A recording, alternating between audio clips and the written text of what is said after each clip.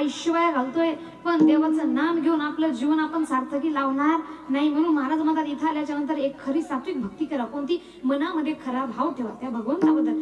त्या भगवंताला दुसरं काही आवडत नाही। या जगामध्ये आपल्या मनामध्ये जो अहंकार आहे, माझ्याकडे हे माझ्याकडे ते, महाराज म्हणतात या जगामध्ये सगळे नाते स्वार्थाचे। इथं जोपर्यंत काम आहे तोपर्यंत नाम आहे, नाही तर आपल्याला दुरूनच राम राम आहे। कुणी कुणाला ओळखत नाही, कारण दिसताना सगळं आपलं दिसतं पण नाही रे, नाही कुणाचे कोणी, नाही रे, नाही कुणाचे कोणी, नाही रे, नाही कुणाचे कोणी, नाही रे,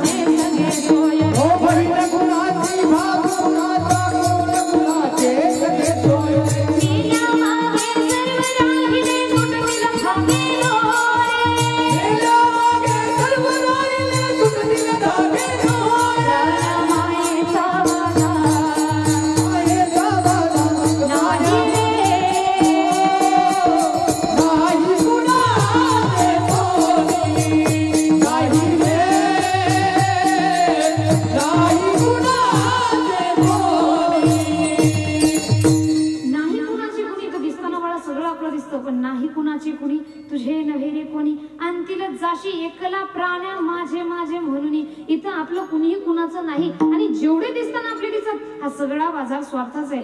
जोपर्यंत आपल्या कामाशी काम आहे तोपर्यंत लोक आपल्याला चांगलं म्हणतात, नंतर आपल्याला कुणीही चांगलं म्हणणार नाही। म्हणून भगवंत एक असे आहेत की ज्यांच्या ठिकाणी हा भेदभाव नाही, त्यांची जर तुम्ही मनातून भक्तिभावाने सेवा करत असाल, खरा सात्विक मनामध्ये भाव ठेवून, तो भगवंत तुका मनी भावे देवा सत्ता राबवावे, आपण त्यांच्यावर सत्ता गाजवू शकतो। कुणी गाजवली? अहो पांडुरंगाला संत जनाबाईंनी पकडले, कसं?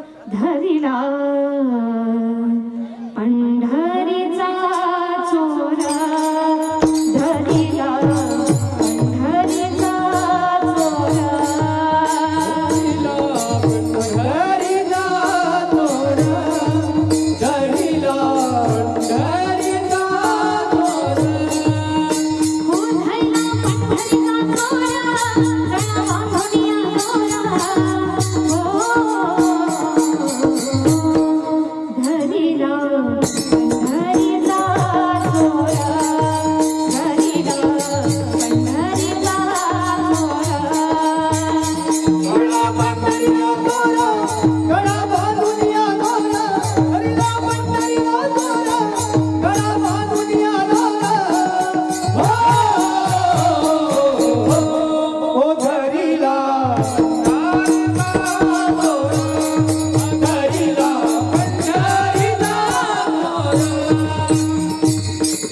पंढरीचा चोर गळा बांधून या दोर। अहो पंढरीच्या चोराला पकडलं म्हणतात, कोणाला? पांडुरंगाला। पण कसा?